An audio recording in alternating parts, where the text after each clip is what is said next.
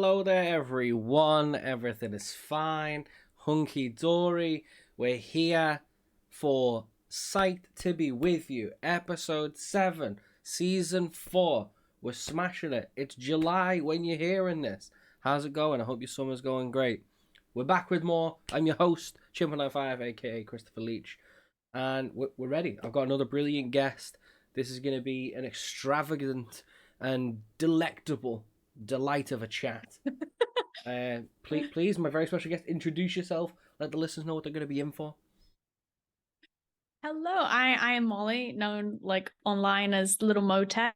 I am a disabled content creator. I make a lot of gaming content, advocate for like disability inclusion in games, and just gaming. It's my jam. Let's get straight into the business of Little Motac. Like that's very close to Little Motown. Do we like country music? What are we in? I don't, but my boyfriend does, so close enough. I'm forced to listen to it anyway. Fair enough. That absolutely no sense, nothing to do with the show. Just wanted to ask. I'm very nosy. I mean, it's a good thing to know about a person. Yeah. Yep. So thank you for joining me on the show. I'm very excited. Can you sort of explain to me, because we've had a few really great people on the show. By the time this has gone out, people like Arevia, I probably pronounced that wrong, Laura Dale have been on the show, who actually gave you a shout out during their segment, which I think that's pretty good. That's really cute. How would you explain to someone that doesn't know what you do? So for me, I basically make content across like a bunch of different social media platforms, but like Twitch and YouTube being the main ones. Twitch I feel like feels more homely to me because obviously it's like live interaction, live streaming and stuff. And so a lot of my content is like split 50-50 between like just normal playthroughs, gaming content, and the other 50% is about like diversity and inclusion in gaming, like how diverse games are, how games companies could include disabled people more, how the games industry and sphere as a whole could include disabled people more. So it's sort of like a split between me having fun and then me just being really loud about disability stuff. And yeah, I try and use like Twitch especially as a way to chat about and platform like other disabled creators and stuff like that. Back in last July, because we're in 2024 now. So last July, I did a thing for Disability Pride Month because no one in the games industry, like the big companies, is really doing anything. And so I just went, yeah, why not? We'll try and do a thing. And so I ended up doing, I think it was like six streams across like the month of July, and just bringing on like different disabled creators to have chats and stuff about different areas of accessibility and disability in games and events and gaming events. And luckily it did very well. This very random idea that I suddenly had did very well, and we were on the Twitch front page and stuff, and Elgato sponsored it, and we had a few other sponsors, and so it was, my mantra is just making it up as I go along and just seeing what happens and doing my best. Well, I mean, I'm really glad you mentioned the Disability Pride Month kind of showcase, because that was a massive event, and I think one of like the first of its kind. And as you say, like it really got picked up, which is amazing. If you've been on the show with me before, I like to talk about disability, and that's one of the things I'm very loud about as well. And it's so, I'm going to say refreshing. It's refreshing to see people in the accessibility space and the sort of disabled gaming space continue to do well. You know what I mean? Yeah. And I think that's something that really we want to be celebrating. And like, obviously, this is a bit Jeremy Bearimy, so I'm going to phrase it as like a future-looking question. But what are you hoping for this year's like disability showcase during Disability Pride Month? Because that's going to be when this goes out, right? Yeah, I was gonna say it'll come out at like the same time. Well, hopefully stuff is going on. I haven't, this is like, I can say it because it won't be out of July, because I haven't like announced it officially, quote unquote, yet. That I'm hoping to do like both what I did last year, so like the panel style streams again, covering different disability topics, but also an in-person event in London, which is very scary. I have only ever done virtual events before, so this is my first like actual I will be there event. So it's very scary, but so far, as of the recording of this, I have a venue. We've got a couple of sponsors, so hopefully it's going ahead, which again, it is that thing of like, I am very much throw stuff at the wall and see what sticks. I'll just be like, this is what I would like to do. Let's see if we can do it. And so far it's going well. So hopefully when you're listening to this, our streams will be going on, an event will be going on, and hopefully if all goes well. So what do you like if you could imagine future, I'm gonna say future us, now looking back at this podcast and laughing at that event, what do you hope is taking place? Oh my gosh, I just hope everybody's happy. I just want everyone to have a good time. Like my whole hope for the event is that I want it to be both a place for like disabled people to come and hang out and learn from each other, and hopefully maybe like if disabled people are trying to get into the games industry but don't know how, because like the amount of disabled people hired into the games industry is like disproportionately low compared to the amount of disabled people in the country. So ideally it would be where like we can all learn from each other and help each other out and network and stuff. But then also on the other side, for non-disabled people to come and learn and hang out, because I think accessibility as a whole is wonderfully getting a huge push at the moment in gaming. Like loads of companies are talking about it. Loads of companies are opening like special accessibility focused departments for their games. And it's a big thing they're doing. But I feel like non-disabled people are very much like, it's like a disabled people's thing to take care of that. And I would love it if just we all just sort of got on the same page, and non-disabled people can be like, oh, that's why it's important. That's why you have that. That's why we need accessible controllers or these options in the games. And so I'm hoping that we're just there having a good time and everybody's vibing and learning and enjoying themselves. And this is maybe a bit of a spicy question, but I feel like, okay. How do you feel about like this kind of uptake in accessibility, kind of being juxtaposed with the industry with like layoffs have continued in 2024 after a rough year in 23, but also this like companies wanting to use more AI, because to me that seems really juxtaposed, because AI couldn't do accessibility. There's too much variance. No. People are too varied, right? What are your thoughts on that? Well, I think like, I mean, not to launch into like a whole anti-capitalism rant. I think companies I mean, this is the show. This is the show for it. Let's do it. I think like companies being companies, if they can replace humans with AI, they will. And like my thought is like they probably could, like they could have someone input all the possible outcomes, like input all the possible disabilities they can think of into like a machine, and then an AI will spit out and be like, these are the options you need to put in your games for this. Do I think it'd be very good? No, I don't think it would be as good as a human, but I mean the whole point of AI is that it learns. So maybe it would be even better than us one day. Who knows? There's loads of films about that. I feel like what you end up with, and this is by no means slating it, right? Because I'm sure it was well intended. Oh no, please do. I hate AI, so go for it. But it kind of, I feel like what we would end up with a lot more of like the Tekken 8 kind of like colorblind filters, which like are not actually filters that help anyone with colorblindness. They kind of simulate colorblindness and stuff. And like there was the one with like the bars and stuff that like was causing seizures on Twitter. Like I feel like that's the kind of thing that an AI would be like, these are definitely accessibility features. And also, have you guys heard of subtitles? Yeah. Very like, I feel like it's never going to do a job as well as a human, because I just don't think disability is a very human thing. And so a machine trying to work out what is best for us or what it thinks is best for us, I don't think will ever work. But I feel like companies just in the end of like, we need profits, not people.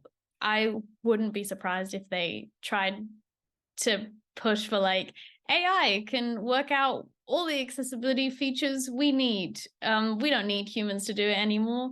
So do I think it'd be good? No. But do I think they might swap humans out for AI? Yeah, probably. Because I feel like all of them are going to try and do it eventually because they just want to make money and don't really care about anything else.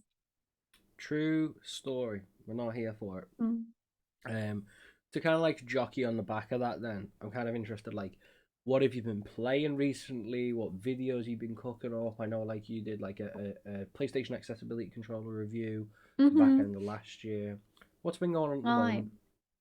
I actually scripting a video right now on how much I hate the Game Awards. That's like my current pet project. Because it angers me so much. Also I want to start doing a playthrough of God of War with the PlayStation Access controller, because I tried playing God of War Ragnarok last year and I just I physically couldn't play the game.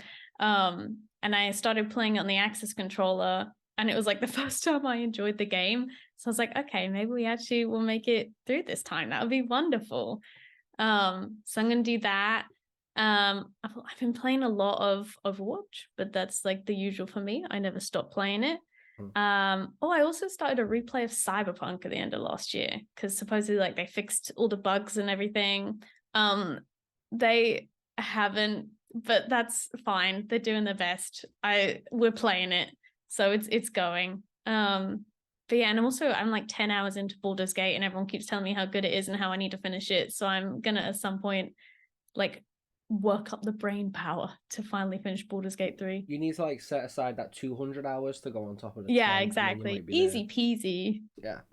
Yeah. That's only like a few weeks. Yeah, no biggie, all fine. Just 200 hours. And then like loads of people have said once they finished it, they played it 2 or 3 times. So it's just like 600 hours, which is easy. I mean, mate, like we've all got the same amount of time on the clock. It's how you spend it. Yeah. Yeah. So maybe I'll finish that one day. Maybe 2024 is the year. Who knows? We live in a hope. So to then, and this again, I think one of the important messages that I always like to try and get to is like, why does accessibility in gaming matter? I know the answer to that. I know you know the answer to that, but for our listeners' benefit. Yeah, I mean, it depends on how. Well, are you asking as like a normal person, or are you asking as the games industry? Am I pitching to a business or a person? Give us both. Both? Okay, both for business. If you happen to be running a game studio and are listening to this and want to know why you should increase accessibility, it's very likely that if you include accessibility in your game, your profits will go up. You'll get a higher, this is very businessy, I'm sorry, but you get a higher return of your investment because more people can now play your game.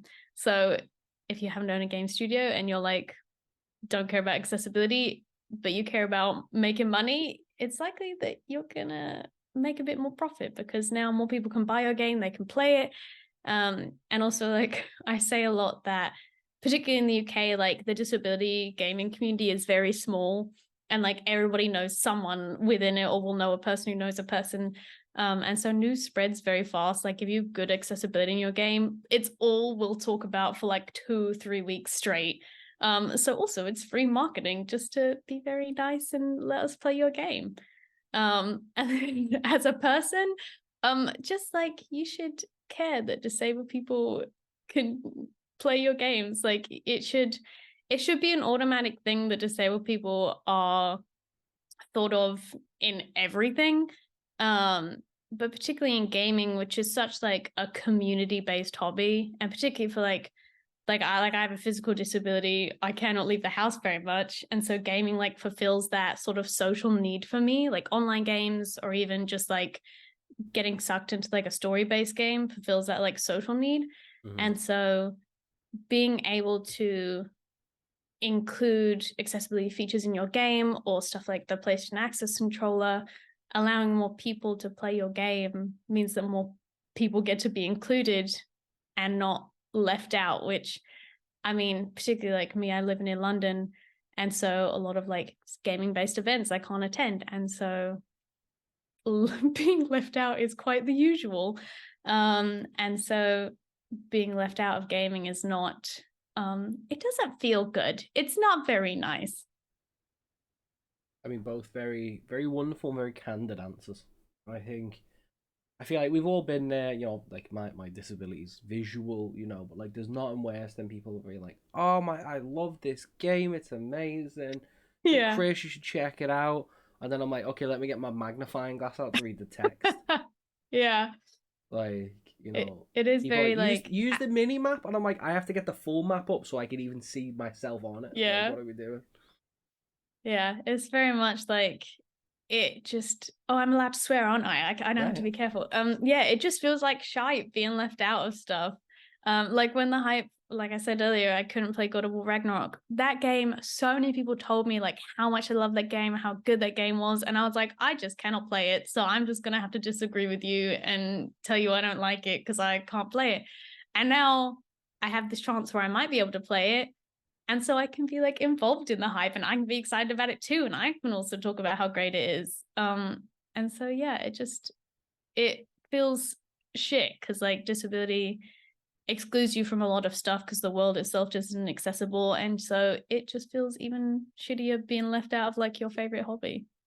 Do you have any other, like, I'm gonna say classic kind of like bugbears for you relating to like accessibility, that type of thing, like things that come up very commonly?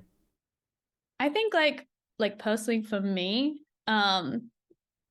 motion sickness is like a big one in gaming for me. And I've also found that as I age, my motion sickness has just got worse, just as I become progressively more disabled.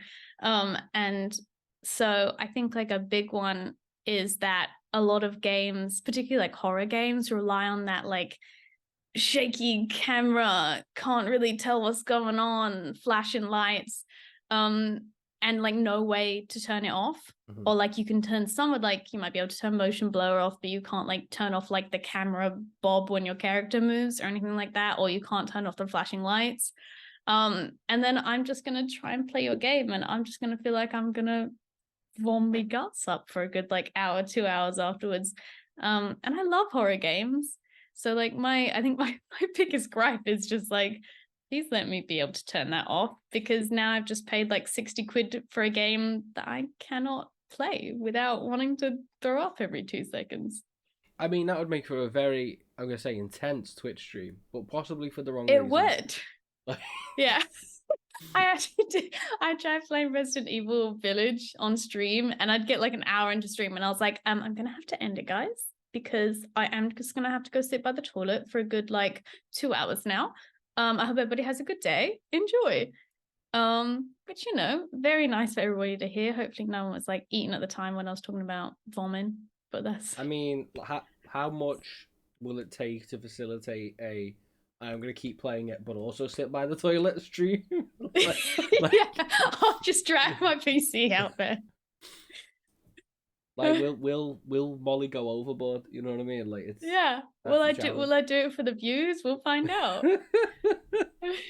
I mean, that would make some great quote unquote content. Am I right? Like, It would. It'll be on like live stream fails Reddit, top of the board. Loving it. Oh, but my other gripe is that's like a big one for me, just because it's like an immediate physical response. But like also another one is like, luckily this is in I think like 90% of games that I play now is like controller remapping or like just control remapping on keyboard, anything. Because like I like this sounds very odd, but like different fingers for me have different amounts of strength.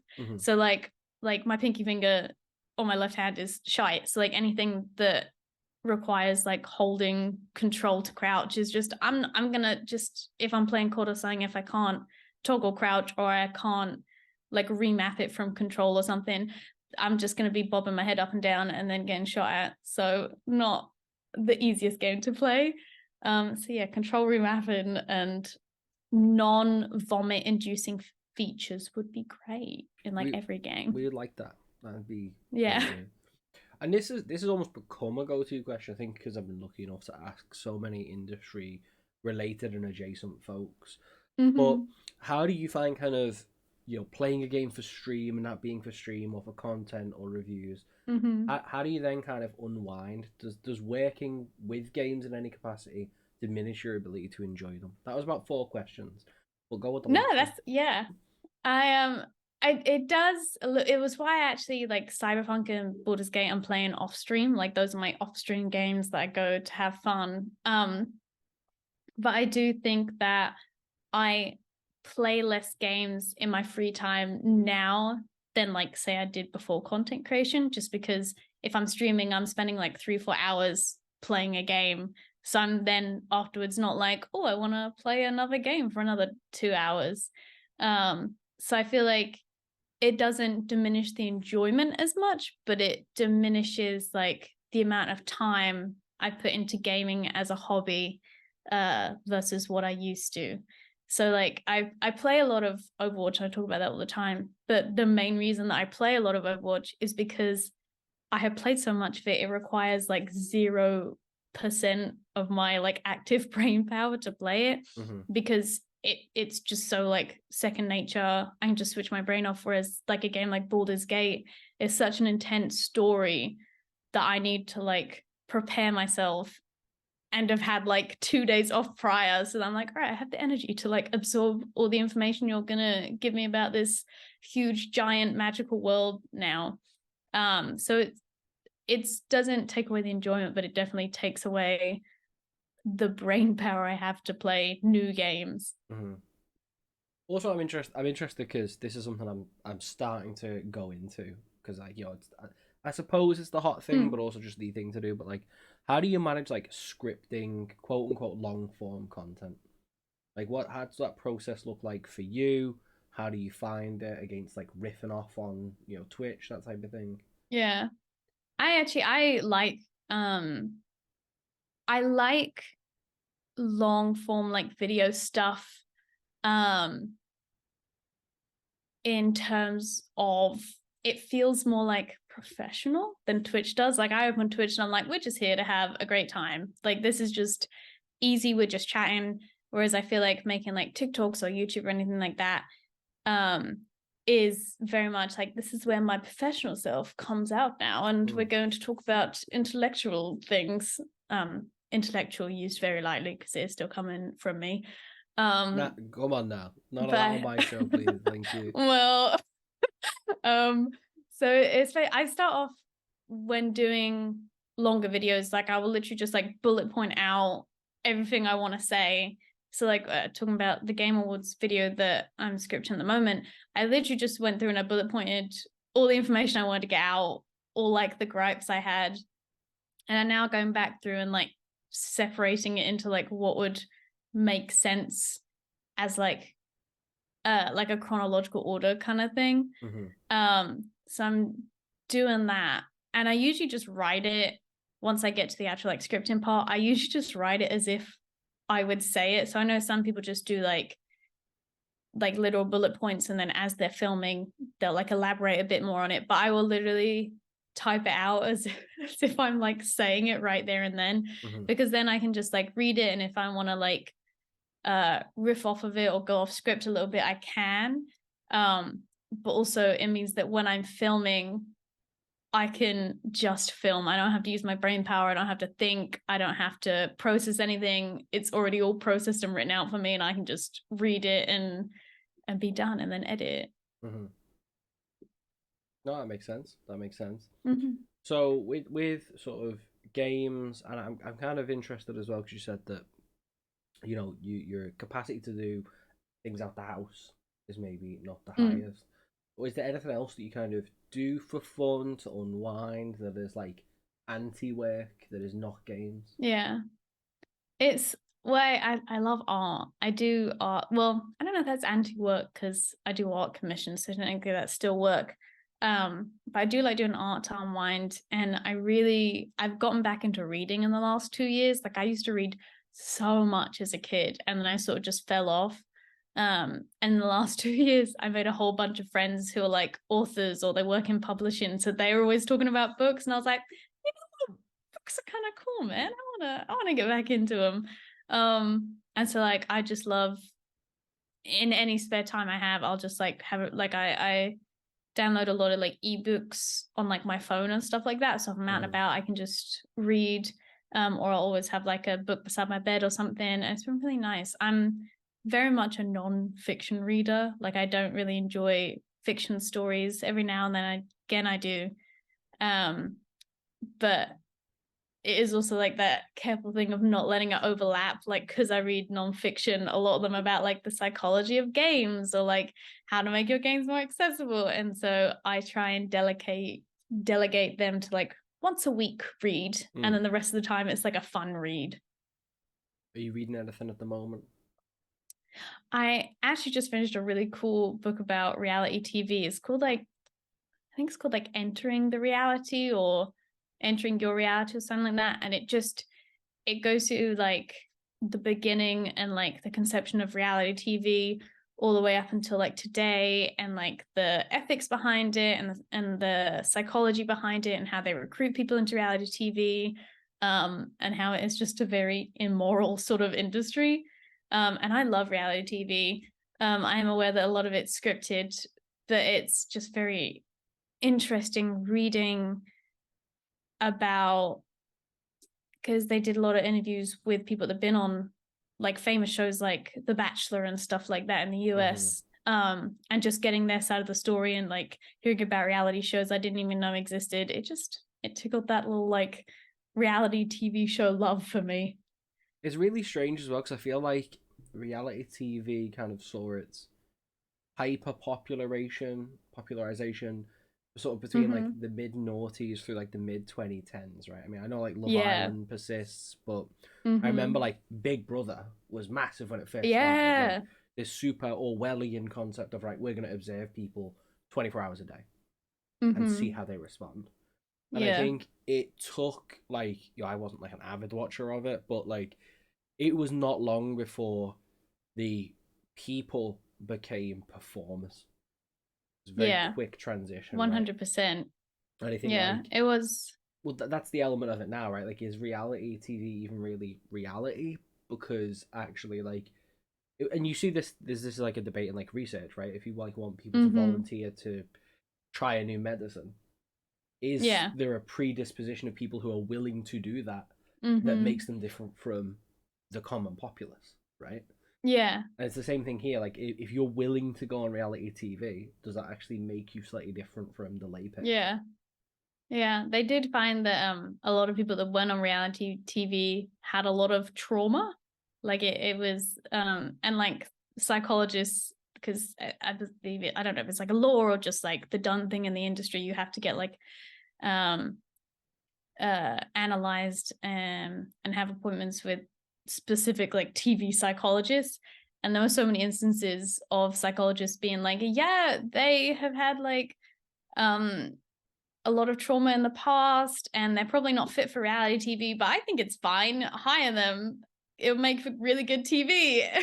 It's just like, I don't know. This seems like just real like a bad way to go about this. And then people wonder why you see people go on reality TV and just like have like breakdowns and stuff on national TV with like millions of people watching, and it's because they weren't meant to be put. I mean, no human is meant to be put in front of like millions of people watching their every move, unless you're on Twitch. Hey. Unless you're on Twitch, and then we do it to ourselves. But it is, it's very interesting because I love reality TV and I'm very aware of like the unethical nature behind it. And I think a lot of other people are, but then they still apply to go on reality TV anyway, because it's like that trade-off of like, yeah, it could harm my mental health, but like I'll be famous and rich, so it's fine. Or I could be famous and rich, might not. Do you have like a favorite reality TV show? Yeah, unfortunately. Would you I care to love, share? Like, yeah, I love 90 Day Fiance. Which if no one knows what it is, it's basically it's a show set in like in America, and it's where they've like started dating someone in a foreign country and they're now bringing them over on like a fiance visa, which the title is because once they enter the country you have like 90 days to get married, otherwise they have to leave again. And it basically just follows these couples around, and obviously they always pick like the really unhappy couples, like the couples are not going to work out. It's never happy couples that have been together like 5 years and are finally like reuniting. It's always the couples that have like met one time and have now decided to get married. So they're set up to fail. But I just have such a guilty pleasure for it, and it's got like 20 spin-offs and I watch all of those as well, and it's just like a whole ecosystem at this point. I'm also gonna just veto the term guilty pleasure because all pleasure's the same. If you enjoy something, you enjoy. Yeah. Sometimes your brain, it's like food, right? Sometimes your brain just wants some garbage, right? Yeah, I think Sometimes it you want is. something It's that's a way really to switch off. nutritionally dense.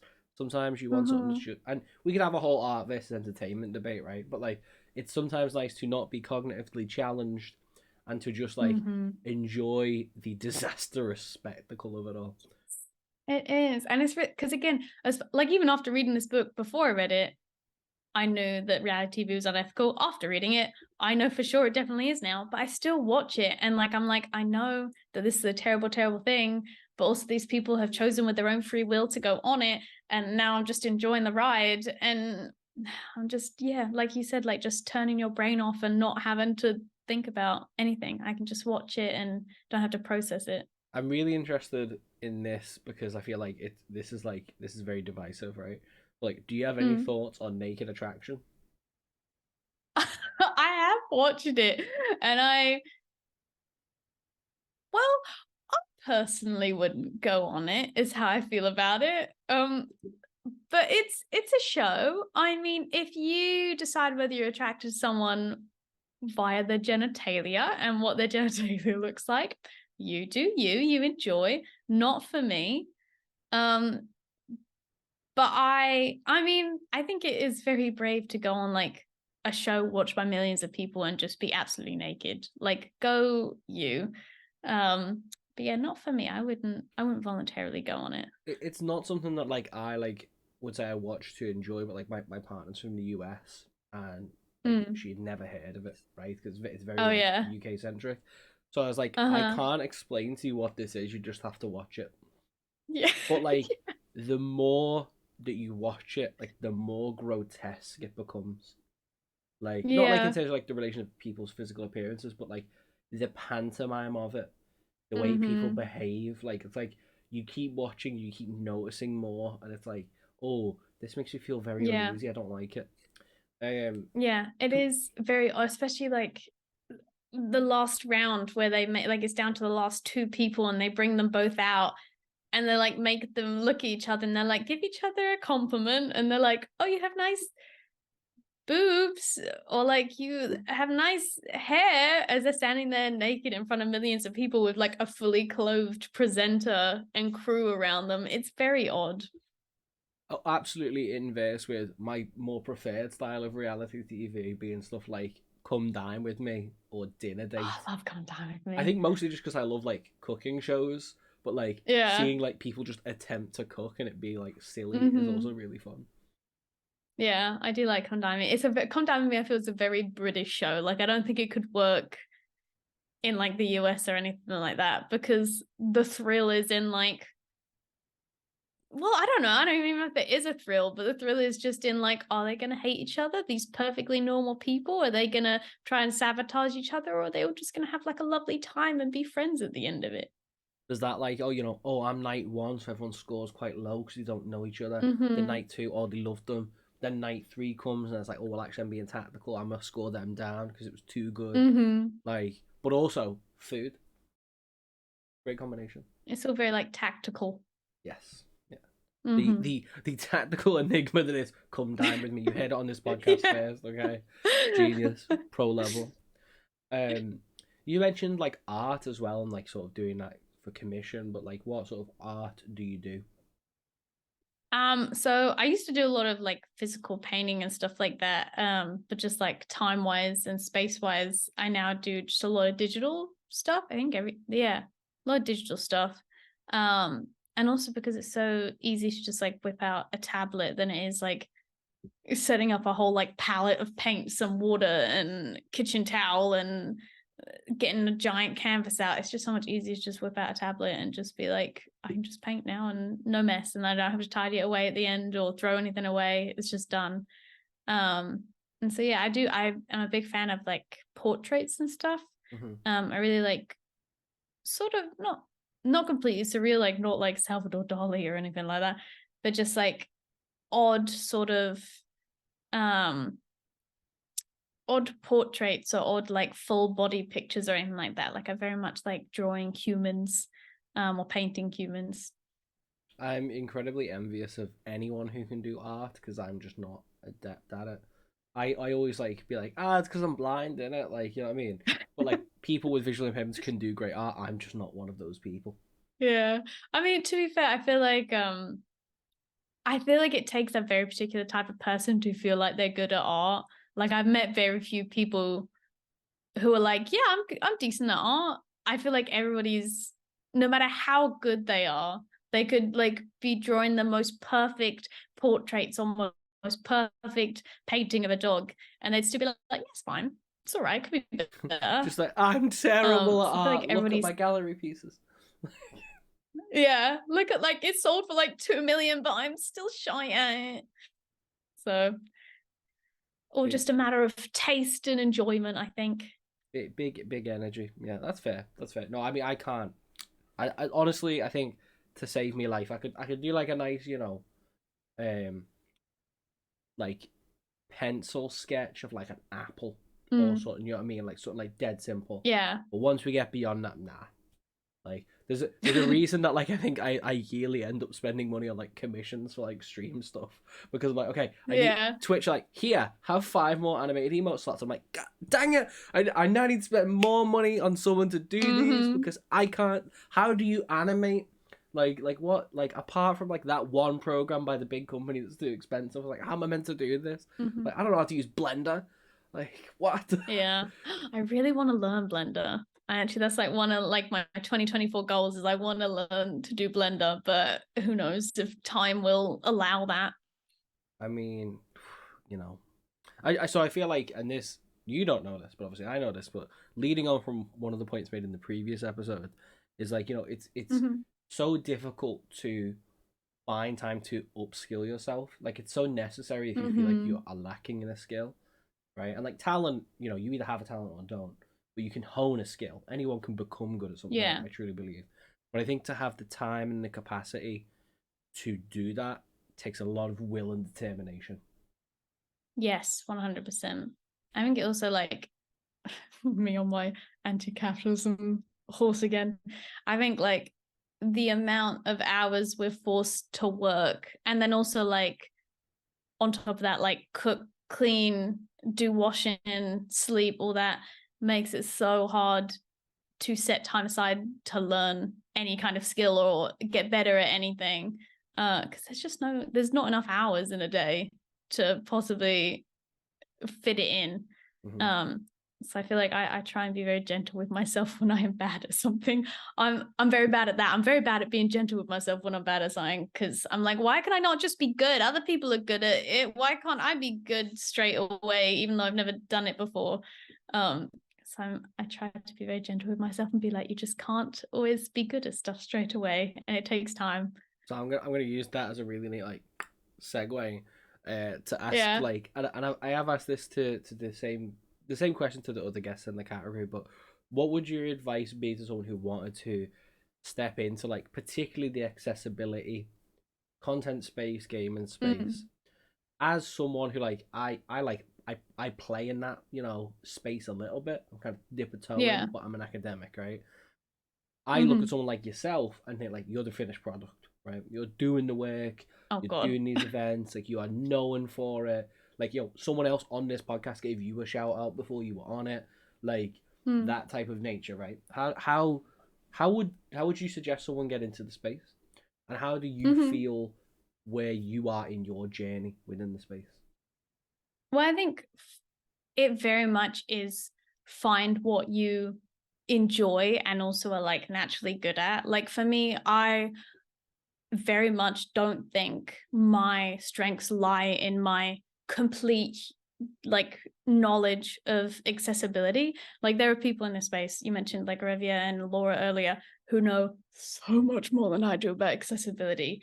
And so when I started getting into the accessibility space, I'm very aware that I'm still learning. And so the way I wanted to contribute was to like help organize events where people can share their knowledge because they have so much more than I do. So to me, there was no point in me, in my incomplete knowledge, going and talking about accessibility as if I knew everything or I was going to be of any help. Mm-hmm. And I was very much aware of that. And so just want to, like, my bread and butter is sort of like inclusion and diversity and increasing that. And so my way of doing that is through stuff like these events where people can come and give their knowledge, and I ideally can get them paid for that. Like my biggest thing about last July was everybody I had on the panels, I wanted to make sure they were paid, because to me there was no point me using my piddly little platform to get these wonderful people on to share their knowledge if I couldn't do something to support them in return. And so to me, it just made sense that in Disability Pride Month would disable people sharing their knowledge to get them paid. And so I think I think it's, if you want to enter the accessibility space, it's working out what you enjoy and what you want to be good at. So if it is like you want to be like a UI UX designer, or you want to be like an accessibility specialist, really working on the knowledge side of it, taking like, you can get like certificates and stuff in accessibility, doing that, watching other people's videos and just gaining as much knowledge as possible. Or if you want to be like a content creator in that space, starting with like your favorite game, you can analyze like the accessibility options in that and then make your content around that and improving that way. Or you can just be like me and be like, everybody knows much more than I do, so let's just give everybody else the chance to talk about that and share their huge amounts of knowledge about everything.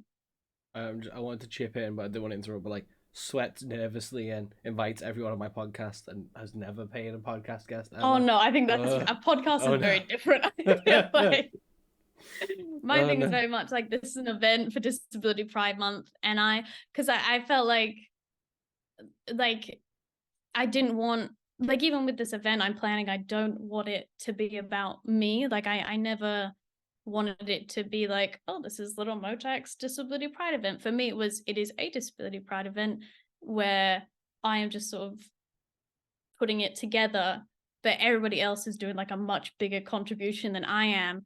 And so if I am able to use like the network that I have to get disabled people paid during Disability Pride Month, that's like an A+ score for me. And so yeah.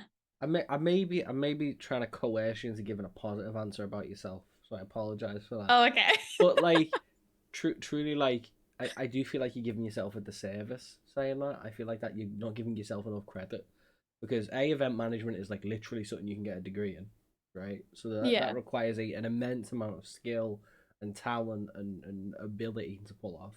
But I also think secondly, like, again, like, I mean, it's really easy to self-deprecate, right? Like, everyone does it. Everyone sees themselves as a minnow, right?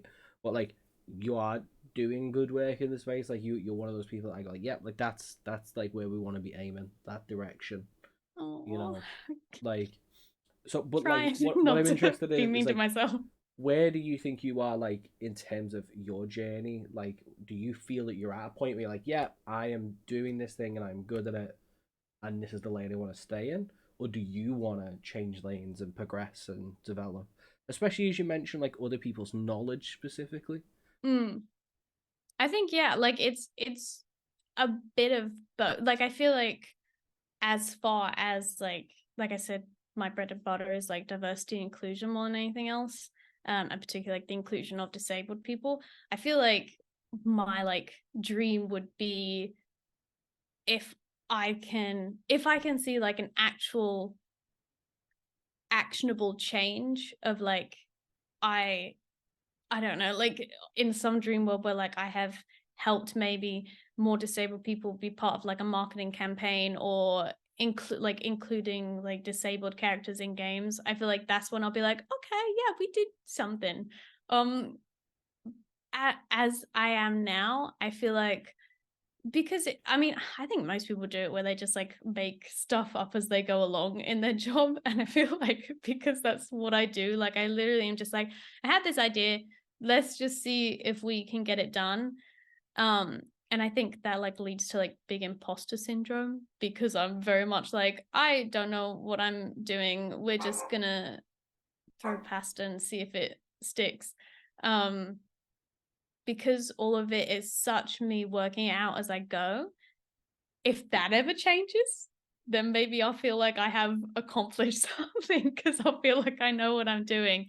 And until then, just vibing and trying to make it work. I would like to. I am actually working towards the CPAC, which I can't remember the exact like what that stands for, but it's like certificate certificate for something accessibility core competencies. And so it's sort of my way of increasing my accessibility knowledge, because I am aware that there are people out there who know so much more than I do, and I would just like to be a fraction as knowledgeable as they are. And so I think where I am right now, I feel like I know a lot about accessibility as it pertains to me, but not like the overall. Like I don't think I could go into a games company and be like, I think you should hire me to do accessibility for your game, because I just don't. There's so many more knowledgeable people out there that'll be so much better at it than I. And so that's sort of why I do my events and want to platform others. Is like disability is not a monolith, like we said. There's like you would still have a valued contribution, yeah, that and present a perspective that I couldn't come up with or I hadn't thought of and things like that. Like again, I do feel like you're still doing yourself a disservice. Hear me out though. Hear me out I'm though. very bad at being nice to myself. So what I was like hearing from that, right? Little Motex, disabled talent and event agency. Oh my god, the dream. That would be the dream. I actually would love. I think my dream would be to, yeah, like have just be able to connect with companies and be like, you should hire these disabled people because they know so much more than you do. So please. I think that would be it, because I like people and I like chatting to people.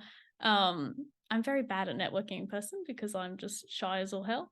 Okay, But you said, but like we met in person, like we met at Develop last we year. did, and you couldn't So tell, but I was sweating the whole time. I mean, it was So warm. nervous. It was warm. It was warm. It was very warm. But yeah, it just I think I very much just like people, and I know that I'm not the smartest. What is like, especially the brightest crayon in the box or the smartest cookie in the jar or whatever it is. And so I just want to use my skills of what I'm good at, which is like organizing and planning and stuff, to do events that will help other people who are much more knowledgeable than I am pass on their knowledge, because I'm just never going to know as much as them. I mean, internet is a disabled talent agent a thing? If not, why not? Let's True. make one. Like Mollie, Yeah. you can start it. I feel like it fits. If there is one, hire Mollie. You're obviously great at it. You'd obviously add a lot to that team. Let's make it happen, right? We're manifesting, right? It's yes, we're manifesting pre-recorded. 2025. We're bringing the energy. 2025. I'm kind of interested in, and this kind of leans on my next question a little bit. So feel free to recycle the answer. But this is one of my sort of favorite questions, and it's if you had access to unlimited time, resources, expertise, whatever you want, what's one blue sky project you would like to do? And like I say I project because like you could say like set up that agency, right? But like is there a yeah. specific thing that you would like to do? I think honestly, it would either be setting up like that agency or like a diversity and inclusion like consultancy, something like that, or just doing the disability pride event without fear that it's gonna put me in a financial hole. It'd be very nice if I just like if a company was like, here, we'll pay for your entire event, I'd be like, oh my God, thank you. Um, that would take a lot of stress off my back. But honestly, probably like I would love to set up. I think I for like 2 years now have known that what I would enjoy and what I feel I would be good at would be like doing DEI consultancy. But I think because diversity and inclusion is so varied, um, it my dream of setting up would be that it's like in partnership with a bunch of other people Hmm. because obviously like I'm white, I'm never going to have the experience of a person of color. I'm also cis, I'm never going to have the point of view of someone who's not. And so it's that thing of like, even if I set up like a diversity and inclusion agency, I'm only going to know it from like a disabled woman's point of view. I'm not going to be able to cover everything. And so I think like if it was the dream project with unlimited amount of money and I could do whatever I want, it would be to like work in partnership with other people, um and we like do it together and just like Like take the develop UK games like industry. like almost like developing a training course and then like going and delivering that because like if you developed it in partnership with like a collective of people, that's still representative, right? Even if it's a different person on the day delivering the course. Yeah, No, I think yeah, it that's is very much like all putting like a bunch of people putting their experiences together to ideally have like the best outcome for a bunch of different marginalized people. hmm. And I mean that sounds like a stellar idea. I'm here for it. I'm here for it. The dream. My next question is, and again I've mentioned it a few times, but like you got highlighted on this segment in a previous episode. Yeah. And then you were a guest on the show, so that's fun and coincidental on my part. It wasn't coincidental. Um, but like, is there anyone that you'd like to give a shout out to who you think doesn't get enough plaudits or praise, or in a school appropriate way, love? You know, you'd like to give a little Oh my mention to. God. And we've had answers in this ranging from like people's spouses to their mothers to like other people that like people just no one follows this Yeah. person but they should. It's hard. Oh God, just one person. I think it honestly, could I do more than one? Could I quickly do multiple? I mean, listen, I'll give you two. There you go. It's a whole extra Okay. person. Two. Okay. I'll do the first one would actually be Laura.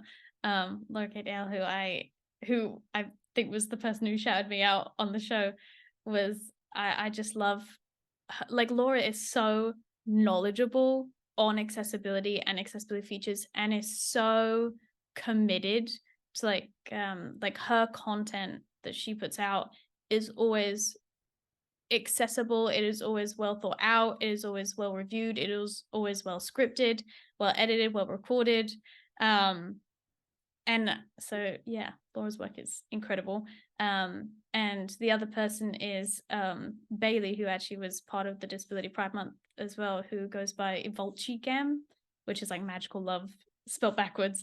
And Bailey cares so much about people and has so much empathy and is so committed to doing the right thing at all times. And she just deserves like so much love and so much wonderfulness around her. That just, yeah, if you've not checked out her stuff, she streams like a bunch on Twitch. That if you haven't checked out her stuff, you should, because she's just wonderful and just one of the kindest people ever. It's my most favorite part of every episode. It's just so wholesome. It's just so nice. Yeah, Like I always go like, I just love people. it's just lovely. That's great. So moving on to something that a little bit more whimsical, but do indulge Oh, me. okay. You're gonna go to a biome of your choice. You can Oh, disclose okay. where it is. You don't have to. You're going for some rest and relaxation. Hard earned. Mm-hmm. You've earned it, right? But you're gonna take with you a book, a film Mm-hmm. slash TV show, a game, and an album. what are you taking with you? The rules are everything will work magically by itself. If it's sold Okay. as a collection, you can take it, right? Mm-hmm. But what are you taking with you? Okay. So for book, oh my gosh, that's hard. For book, Mm, I'd probably take the book I'm reading at the moment, which is like, Yep. it's not a fun book. It's not a fun book. It's called it's by Angela Davis, and it's called Are Prisons Obsolete? And it's about how it's just not an exciting book, but it is exciting, but it's just very dark, and it's just talking about like the US prison system. But I just really like it, and it's like my second time reading it now, so I That feel was like I could read it such like again a hard perpetually. turn. I was like, oh, we're gonna get like a biography or something. Yeah, like not hardcore criminology. Like boom. Yeah, I just like it's I'm on my second read of it now. And so I'm just like, I could read it again, like perpetually, and I think I'd still find it interesting. And yeah, I'd take that with me. Are So prisons obsolete apart from the sort of sociological contract system that we seem to exist in, e.g., the corrupt capitalist society that we live in? Question fine. mark. I didn't know if you were actually asking. I was like, oh my god, we're getting deep. We're going. I was Um, okay. I'll play you from fair. I'll be like, yes or no. Are prisons obsolete? Like, just um, oh sum the book up. god, yeah. Just sum the whole like of her life's work up in one word. So I take that as my book. Film is like hard because I don't know if I have like a You can favorite take a TV film. show as well because you're not everyone All right, watches films, right? I'd do 90 Day Fiance, all 9 seasons. I'd Nice. knock that out on a holiday. That's solid. Solid. Um, yeah. And then album. Oh, album. I'd probably take there's oh, you know what? Actually, probably like Lil Nas X he's now doing his second album, but his first album, I'd probably take that with me. Hmm. I'm a big Lil Nas fan. What? Why? Bring us some info about that. What's it? What genre is it? What's it sound like? What's the vibe? I I just think Lil Nas X is so cool. He's very controversial because he's very like he uses a lot of like anti-religious iconography. But I just genuinely think his music is so good. And he got famous literally through memes, like just posting memes. And that was how he promoted his music. And I just think that's an amazing marketing strategy in the world we live in today. His music is so good. He is so like he's just like he was made to perform. Like I want to see him live so badly because in all his music videos, everything, he's just like dancing, he's like doing gymnastics, he's on freaking trapezes. Like I think he genuinely just puts so much into what he does and making music. Like he knows this is what he wants to do and he's gonna put his all into it. And so I just I'd take his album with me. Nice, nice. And then the big one. What game are you taking? Oh, I think the first I'm almost Bioshock. tempted. Okay, that's fine. I was gonna say I'm almost tempted to say I'm gonna veto Baldur's Gate because like everyone could pick that, right? Oh Like, yeah. but like, okay, first Bioshock though. Talk to me. Mm-hmm.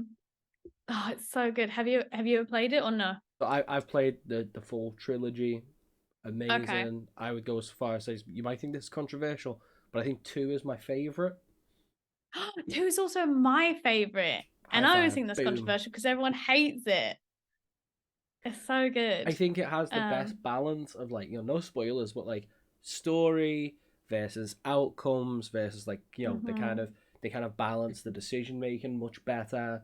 And like three is a mm-hmm. masterpiece, but like it has less replayability in my Yeah. opinion because of, plot things, no spoilers peeps. It's worth playing. Like it's not you don't want it to be spoiled because well worth playing. Yeah. Um, but like yeah, I think it hits that balance perfectly of like being dark and scary and overpowering without Mm-hmm. it like truly having like a one like oh yeah well that so you don't need to replay it kind of moment. Mm-hmm. Yeah. It's very much I think two is just because I love Rapture as Hmm. like there's just certain worlds that I come across. Like right now, my obsession in the back of my head is like Five Nights at Freddy's because I love worlds where it's like there's more to explore in them. And I feel like Rapture is very much that in BioShock, where they give you so much lore about it, but they're still like, you want to know what someone's every day-to-day life is living there and stuff like that. And I think that is what, I mean, the second one is my favorite, but I would take the first one because A, I love the story. I mean, you could take the collection and take all three. Okay, I'll do that. I'll take all three. We'll take all three, and then I don't have to pick.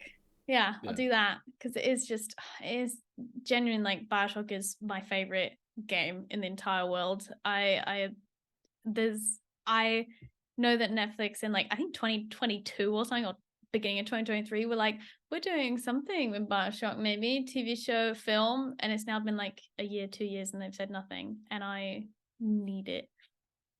I do worry, like, I feel like that's the kind of thing that, like, people go, oh, yeah, and then it might not live up to expectations. Because I feel like part of what makes Bioshock great, and obviously I'm going to say this right, but it's the psychology.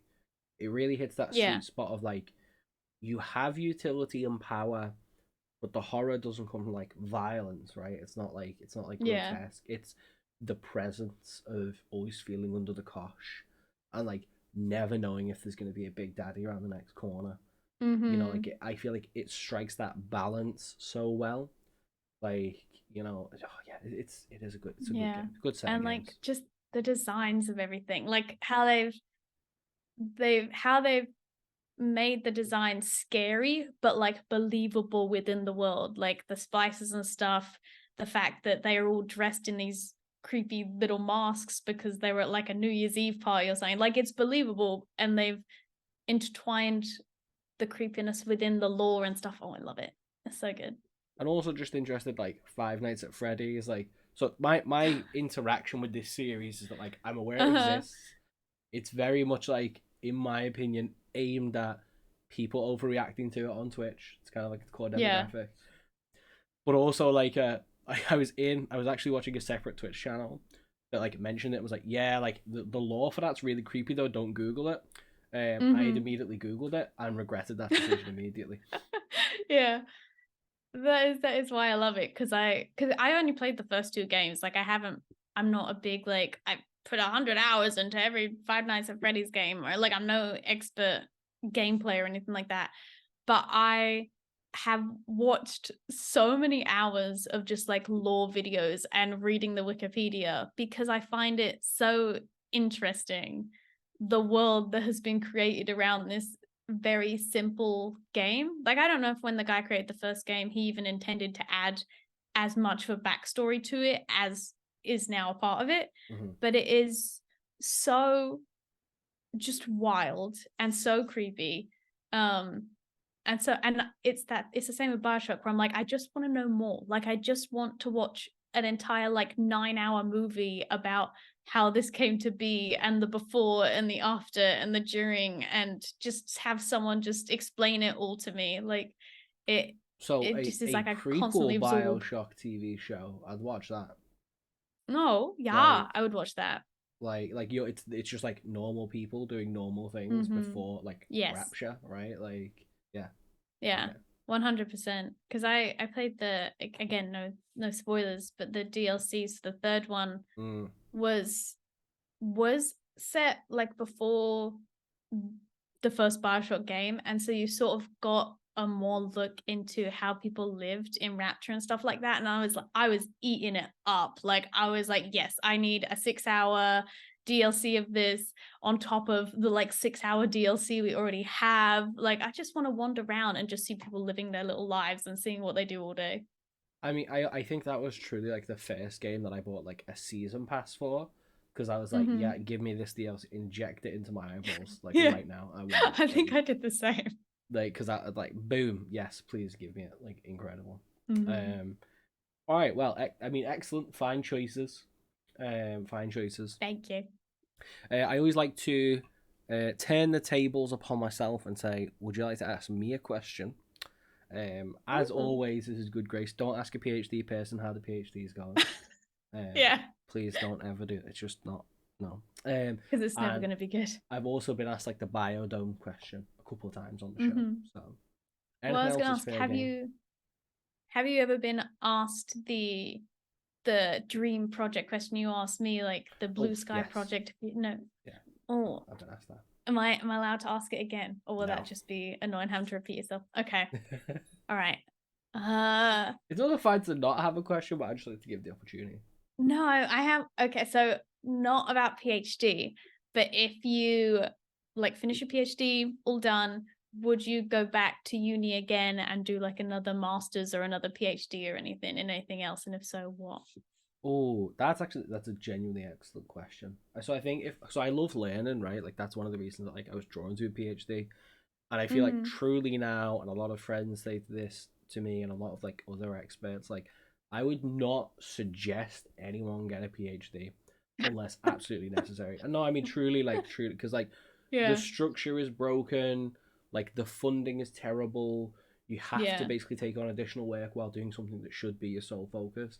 If like the salary was double and like like I didn't have to worry about like paying bills and I could actually just like sit and do research for 3 years solid, that'd be great, right? But it's not that. It's the other caveats that come with it that I think make it really almost like the very turbulent as an experience, right? And you almost have to be very impetuous with how you respond.